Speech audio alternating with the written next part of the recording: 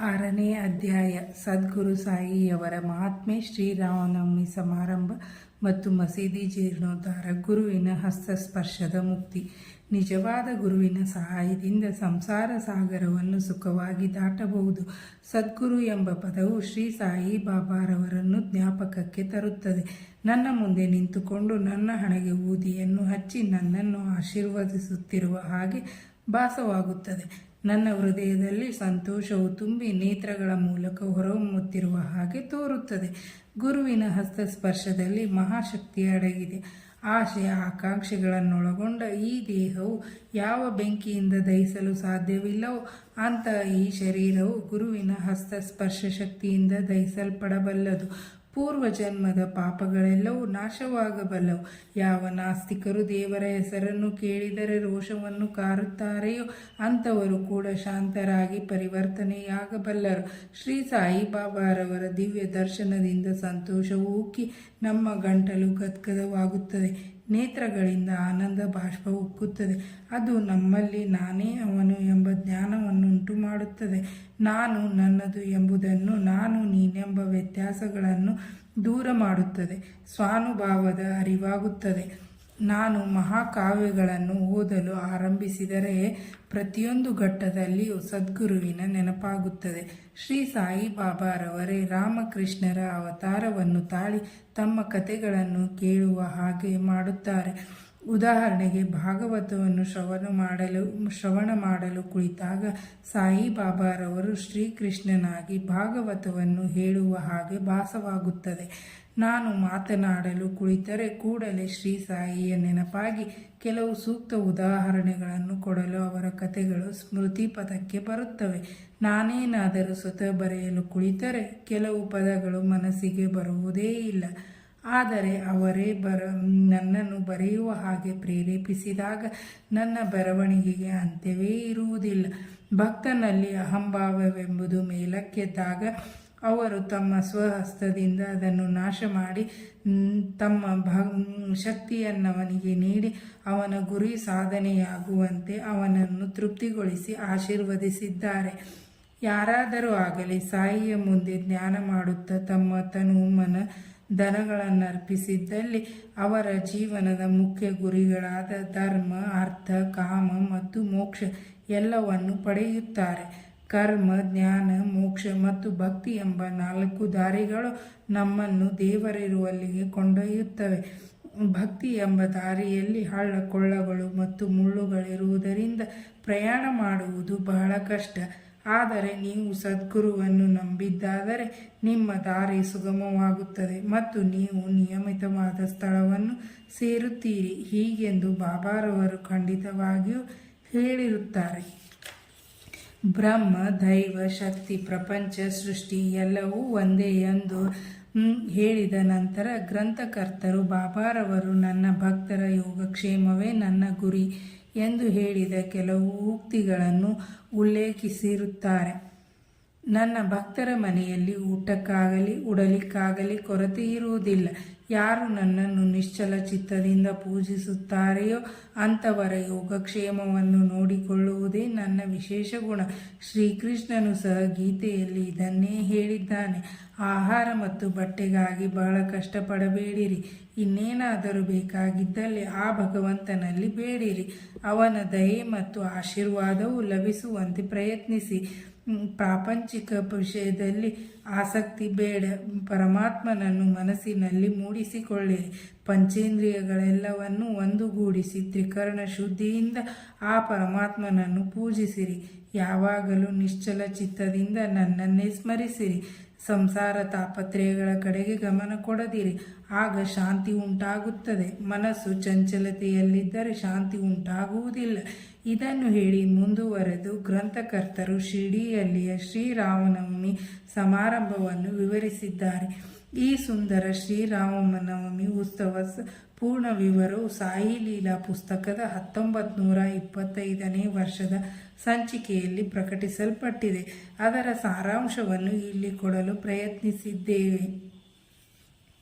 ಮೂಲ ಗೋಪರ್ಗಾಂವದ circle inspector Gopal Rao ಗುಂಡ್ ಅವರು ಶ್ರೀ ಸಾಯಿಬಾಬಾರವರ ಭಕ್ತರಾಗಿದ್ದರು. ಅವರಿಗೆ 3 ಪತ್ನಿಯರಿದ್ದರು.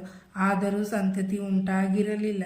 ಸಾಯಿಬಾಬಾರವರ ಆಶೀರ್ವಾದದ ಫಲದಿಂದ ಅವರಿಗೆ ಪುತ್ರ ಜನನವಾಯಿತು.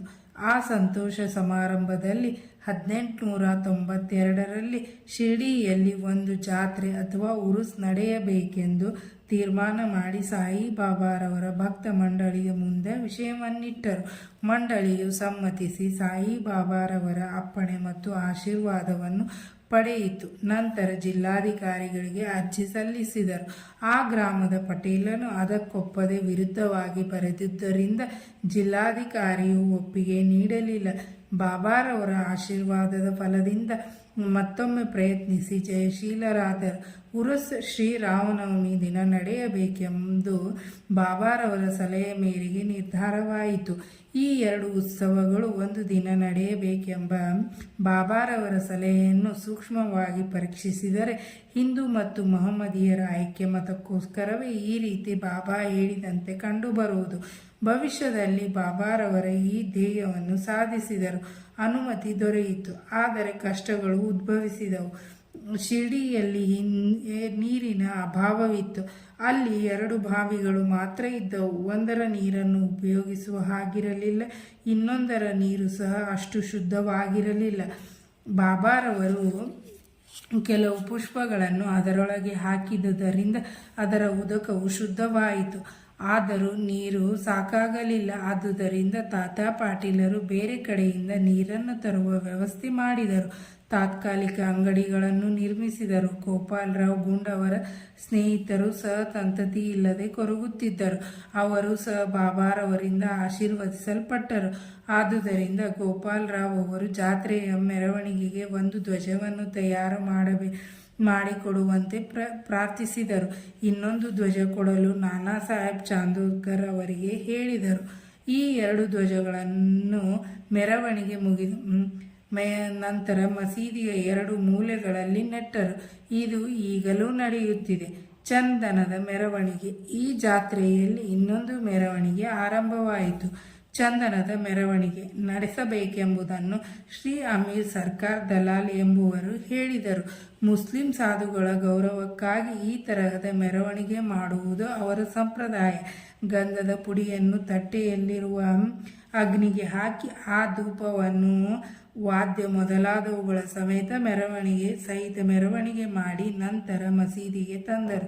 ಈ ಕೆಲಸವು ಮೊದಲು 3 ವರ್ಷಗಳವರೆಗೆ ಶ್ರೀ ಅಮೀರ್ ಸರ್ಕಾರ್ ಅವರಿಂದ ಸಾಂಗವಾಗಿ ನೆರವೇರಿಸಲ್ಪಟ್ಟಿತು. ನಂತರ ಅವರ ಪತ್ನಿಯು ಅದನ್ನು ಮುಂದುವರೆಸಿದರು.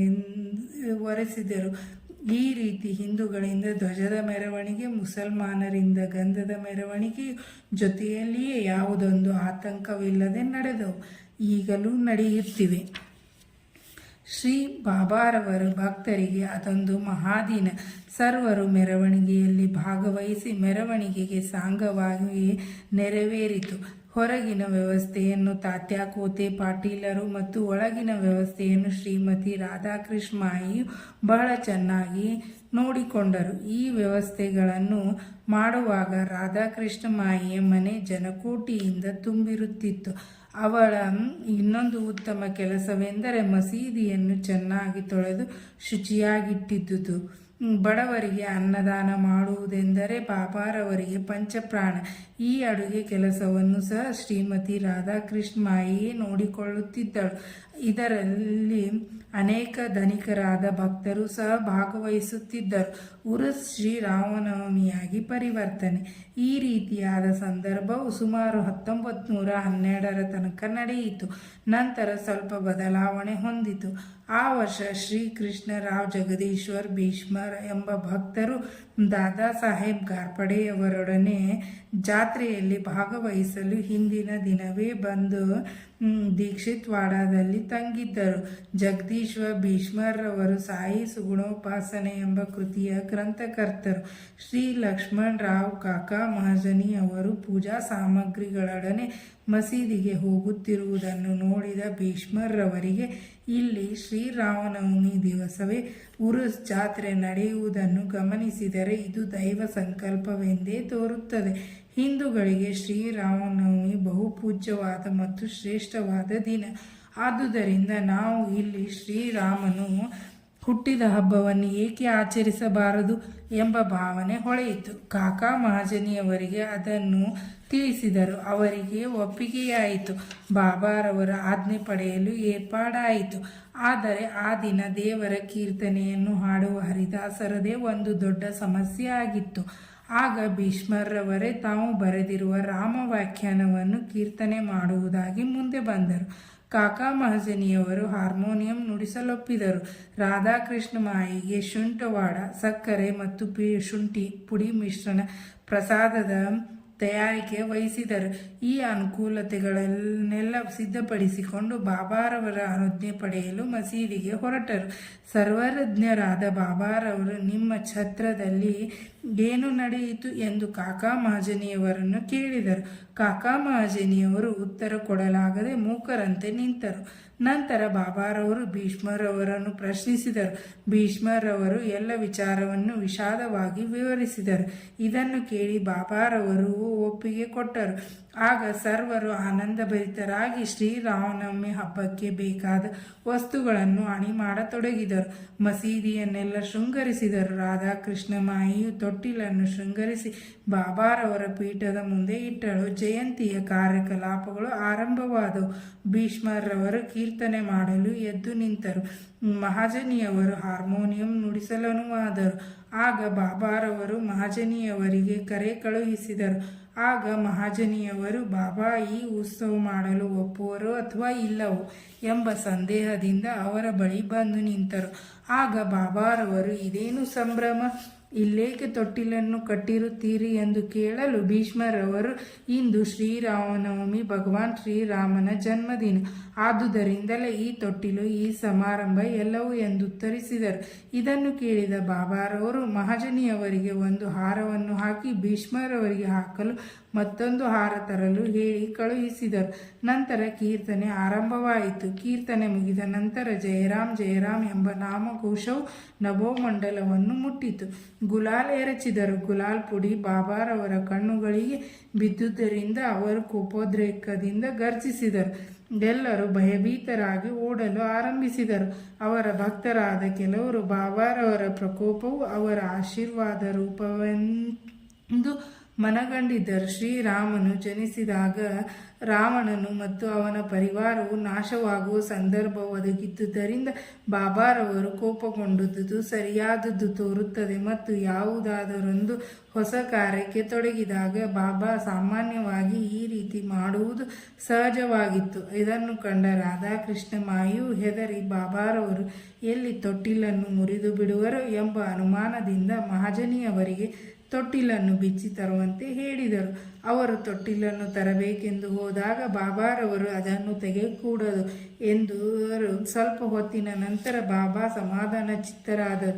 ನಂತರ ಪೂಜೆಯ ಕೊನೆಯ ಅಂಗವಾಗಿ ಆರತಿಯಾಗಿ ಪ್ರಸಾದ ವಿನಿಯೋಗವಾಯಿತು.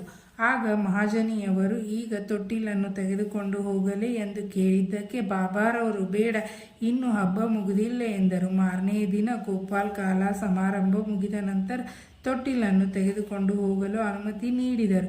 ಈ ರೀತಿ ಶ್ರೀರಾಮನವಮಿ ಸಮಾರಂಭ ಒಂದು ಕಡೆಗೆ ಧ್ವಜ ಮತ್ತು ಚಂದನದ ಮೆರವಣಿಗೆ, ಮತ್ತೊಂದು ಕಡೆಗೆ ಸಾಂಗವಾಗಿ ನೆರವೇರಿದವು. ಅಂದಿನಿಂದ ಉರುಸ್ ಶ್ರೀರಾಮನವಮಿ ಹಬ್ಬವಾಗಿ ಪರಿವರ್ತನೆಯಾಯಿತು. 1913ರಿಂದ ಶ್ರೀರಾಮನವಮಿ ಸಮಾರಂಭ ವಿಶೇಷವಾಗಿ ನಡೆಯಲು ಆರಂಭವಾಯಿತು. ರಾಧಾಕೃಷ್ಣ ಮಾಯಿಯವರು ನಾಮ ಸಪ್ತಾಹ ಆರಂಭಿಸಿದರು. ಪ್ರತಿಯೊಬ್ಬರು ಸಮಾರಂಭದಲ್ಲಿ ಭಾಗವಹಿಸುತ್ತಿದ್ದರು. ಶ್ರೀರಾಮನವಮಿ ದೇಶದ ಎಲ್ಲ ಕಡೆಗೂ ಆಚರಿಸಲ್ಪಡುತ್ತಿದ್ದುದರಿಂದ ಹರಿದಾಸರದೇ ಒಂದು ಸಮಸ್ಯೆಯಾಗಿತ್ತು. ಆದರೆ ಈ ಉತ್ಸವಕ್ಕೆ 5-6 ದಿನಗಳ ಮುಂಚೆ ಶ್ರೀ ಮಹಾಜನಿ ಅವರು ಆಧುನಿಕ ತುಕಾರಾಮರೆನಿಸಿದ ಬಾಳಾಬುವ್ವ ಸಾತಾರ್ಕರ್ ಅವರನ್ನು ಅಕಸ್ಮಾತ್ ಆಗಿ ಸಂಧಿಸಿ ಅವರಿಂದ ಹರಿಕತೆ ನಡೆಯಲು ಏರ್ಪಾಡಾಗಿತ್ತು. 1914ರಲ್ಲಿ ಬಾಳಾಬುವಾರವರು ತಮ್ಮ ಸ್ವಂತ ಊರಿನಲ್ಲಿ ಪ್ಲೇಗ್ ಜಾಡ್ಯವಿದ್ದುದರಿಂದ ಅಲ್ಲಿ ಹರಿಕತೆ ಮಾಡಲಾಗದೆ ಶಿರ್ಡಿಗೆ ಬಂದು ಬಾಬಾರವರ ಅನುಜ್ಞೆ ಪಡೆದು ಹರಿಕತೆ ಮಾಡಿದರು. ನಂತರ ಬಾಬಾರವರು ಈ ಹರಿಕತೆಯ ಕೆಲಸವನ್ನು ಶಾಶ್ವತವಾಗಿ ದಾಸಗಣೂರವರಿಗೆ ವಹಿಸಿದರು. ಹೀಗೆ 1912ರಿಂದ ಶ್ರೀರಾಮನವಮಿ ಸಮಾರಂಭವು ಪ್ರತಿ ವರ್ಷ ಅಭಿವೃದ್ಧಿ ಹೊಂದಿ ಚೈತ್ರ ಮಾಸದಲ್ಲಿ 8ರಿಂದ 12 ದಿನಗಳವರೆಗೂ ಶಿರ್ಡಿಯು ಜೇನುಗೂಡಿನಂತೆ ಕಾಣುತ್ತಿತ್ತು. ಅಂಗಡಿಗಳು ಹೆಚ್ಚಿದವು. ಅನೇಕ ಜಟ್ಟಿಗಳು ಕುಸ್ತಿ ಪಂದ್ಯದಲ್ಲಿ ಭಾಗವಹಿಸುತ್ತಿದ್ದರು. ಬಡಬಗ್ಗರಿಗೆ ಅನ್ನದಾನವು ಆರಂಭವಾಯಿತು. ರಾಧಾಕೃಷ್ಣ ಮಾಯಿ ಮತ್ತು ಇತರರ ಪರಿಶ್ರಮದಿಂದ ಶಿರ್ಡಿಯು ಸಂಸ್ಥಾನವಾಗಿ ಮಾರ್ಪಾಡಾಯಿತು. ಸಾಮಾನು ಸರಂಜಾಮುಗಳು ಹೆಚ್ಚಿದವು. ಅಶ್ವದಳ, ಪಲ್ಲಕ್ಕಿ, ರಥ, ಬೆಳ್ಳಿಯ ಅನೇಕ ಸಾಮಾನುಗಳು, ಪಾತ್ರೆಗಳು ಇತ್ಯಾದಿಗಳು ಎಲ್ಲವನ್ನು ಭಕ್ತಾದಿಗಳು ಸಮರ್ಪಿಸಿದರು. ಮೆರವಣಿಗೆಗೆ ಆನೆಗಳನ್ನು ಸಹ ಸಮರ್ಪಿಸಿದರು. ಆದರೆ ಬಾಬಾರವರು ಅವುಗಳ ಕಡೆಗೆ ಗಮನ ಕೊಡದೆ ಮೊದಲಿನಂತೆಯೇ ಇದ್ದರು. ಹಿಂದೂ ಮಹಮ್ಮದೀಯರು ಬಹಳ ಚೆನ್ನಾಗಿ ಕಲಿತು ಉತ್ಸವವನ್ನು ಸಾಂಗವಾಗಿ ನೆರವೇರಿಸುತ್ತಿದ್ದರು. ಮೊದಲು 5,000ರಿಂದ 7,000ವರೆಗೂ ಜನರು ಸೇರುತ್ತಿದ್ದರು. ಬರುತ್ತ ಜನಸಂದಣಿ 75,000ಕ್ಕೆ ಏರಿತು. ಆದರೂ ಯಾವ ತರಹದ ಅಂಟು ರೋಗದ ಸುಳಿವಾಗಲಿ ಅಥವಾ ಗಲಭೆಗಳಾಗಲಿ ಆಗುತ್ತಲೂ ಇಲ್ಲ. ಮಸೀದಿಯ ದುರಸ್ತಿ. ಗೋಪಾಲರಾವ್ ಗುಂಡ್ ಅವರಿಗೆ ಮತ್ತೊಂದು ಮುಖ್ಯ ವಿಚಾರ ಹೊಳೆಯಿತು.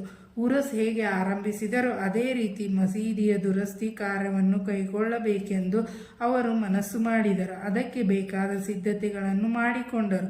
ಬಾಬಾರವರು ಮೊದಲು ಅನುಮತಿ ನೀಡಲಿಲ್ಲ. ನಂತರ ಮಾಳಸಾಪತಿಯವರ ಒತ್ತಾಯದಿಂದ ಬಾಬಾ ಒಪ್ಪಿದರು. ಈ ಕೆಲಸವು ನಾನಾ ಸಾಹೇಬ್ ಚಾಂದೋದ್ಕರ್ ಮತ್ತು ಕಾಕಾ ಸಾಹೇಬ್ ದೀಕ್ಷಿತ್ ಅವರಿಗೆ ಮೀಸಲಾಯಿತು. ಮಸೀದಿಯನ್ನು ಒಂದು ರಾತ್ರಿಯಲ್ಲಿ ಸರಿಪಡಿಸಿದರು. 1911ರಲ್ಲಿ ಸಭಾಮಂಟಪ ತಯಾರಾಯಿತು. ಮಸೀದಿಯ ಮುಂದಿನ ಬಯಲು ಬಹಳ ಚಿಕ್ಕದಾಗಿಯೂ ಅನುಕೂಲವಾಗಿಯೂ ಇತ್ತು. ಕಾಕಾ ಸಾಹೇಬರು ಅದನ್ನು ವಿಸ್ತರಿಸಿ ಒಂದು ಛಾವಣಿ ಹಾಕಬೇಕೆಂದು ನಿರ್ಧರಿಸಿದರು. ಬಹಳ ಕಷ್ಟದಿಂದ ಕಬ್ಬಿಣದ ಕಂಬ ಇತ್ಯಾದಿಗಳನ್ನು ತಂದು ಕಾರ್ಯ ಆರಂಭಿಸಿದರು. ಆದರೆ ಬಾಬಾರವರು ಮಾರನೆಯ ದಿನ ಬಂದು ನೋಡಿ ಎಲ್ಲವನ್ನು ಕಿತ್ತು ಬಿಸಾಟಿದರು. ಒಮ್ಮೆ ಬಾಬಾರವರು ಬಹಳ ಕೋಪಗೊಂಡು ಒಂದು ಕೈಯಿಂದ ಕಂಬವನ್ನು ಕೀಳುತ್ತಾ ಮತ್ತೊಂದು ಕೈಯಿಂದ ತಾತ್ಯಾ ಪಾಟೀಲರ ಕುತ್ತಿಗೆಯನ್ನು ಹಿಡಿದು ಹಿಚಕಲು ಆರಂಭಿಸಿದರು. ತಾತಾ ಪಾಟೀಲರ ರುಮಾಲನ್ನು ತೆಗೆದು ಅದಕ್ಕೆ ಬೆಂಕಿ ಹೊತ್ತಿಸಿ ಒಗೆದರು. ಈ ದೃಶ್ಯವನ್ನು ನೋಡಿ ಎಲ್ಲರಿಗೂ ಭಯವಾಯಿತು. ಬಾಬಾರವರು ತಕ್ಷಣವೇ ತಮ್ಮ ಕಿಸೆಯಿಂದ ₹1 ತೆಗೆದು ಬಿಸಾಟಿದರು. ತಾತ್ಯಾರವರಿಗೂ ಭೀತಿ ಉಂಟಾಯಿತು. ಅವರಿಗೆ ಏನಾಗುವುದೋ ಎಂಬ ಶಂಕೆ ಜನರಲ್ಲಿ ಮೂಡಿತು. ಆದರೆ ಮುಂದೆ ಹೋಗಿ ಕೇಳುವ ಧೈರ್ಯ ಯಾರಿಗೂ ಇರಲಿಲ್ಲ. ಬಾಗೋಜಿ ಸಿಂಧೆ ಅವರು ಸ್ವಲ್ಪ ಧೈರ್ಯ ಮಾಡಿ ಮುಂದೆ ಬರಲು ಬಾಬಾ ಅವರನ್ನು ತಳ್ಳಿದರು. ಶಾಮ್ ಅವರಿಗೂ ಇದೇ ಗತಿಯಾಯಿತು. ಈ ರೀತಿ ಯಾರು ಮುಂದೆ ಬಂದರೋ ಅವರೆಲ್ಲರಿಗೂ ಇದೇ ಗತಿಯಾಯಿತು. ನಂತರ ಸ್ವಲ್ಪ ಹೊತ್ತಿನ ಮೇಲೆ ಬಾಬಾ ಶಾಂತರಾದರು. ಒಬ್ಬ ಅಂಗಡಿಯವನಿಂದ ಜರತಾರಿ ಪೇಟ ತರಿಸಿ ಅದನ್ನು ತಾವೇ ಸ್ವತಃ ತಾತ್ಯಾ ಪಾಟೀಲರ ತಲೆಗೆ ಸುತ್ತಿದರು. ಇದನ್ನು ನೋಡಿ ಎಲ್ಲರೂ ಅಚ್ಚರಿಗೊಂಡರು. ಬಾಬಾರವರ ಈ ನಡತೆಗೆ ಕಾರಣ ಗೊತ್ತಾಗಲಿಲ್ಲ. ಕೆಲವು ಸಲ ಬಾಬಾರವರು ಶಾಂತಿಯಿಂದ ಎಲ್ಲರೊಡನೆಯೂ ಮಾತುಕತೆಗಳನ್ನು ನಡೆಸುತ್ತಿದ್ದರು. ಕೆಲವು ವೇಳೆ ಕೋಪಗೊಂಡು ಉದ್ರಿಕ್ತರಾಗುತ್ತಿದ್ದರು. ಮುಂದಿನ ಅಧ್ಯಾಯದಲ್ಲಿ ಶ್ರೀ ಸಾಯಿಬಾಬಾರವರು ಮೊಹಮ್ಮದೀಯರು ಅಥವಾ ಹಿಂದುವೋ ಎಂಬ ಪ್ರಶ್ನೆಯನ್ನು ಕೂಲಂಕುಷವಾಗಿ ವಿವರಿಸುತ್ತೇನೆ. ಅವರ ಯೋಗಾಧ್ಯಯನದ ಮತ್ತು ಯೋಗ ಶಕ್ತಿಯ ವಿವರವನ್ನು ಸಹ ಕೊಡುತ್ತೇನೆ. ಶ್ರೀ ಸಾಯಿ ಪ್ರಣಾಮ. ಇಲ್ಲಿಗೆ 6ನೇ ಅಧ್ಯಾಯ ಮುಕ್ತಾಯವಾಯಿತು.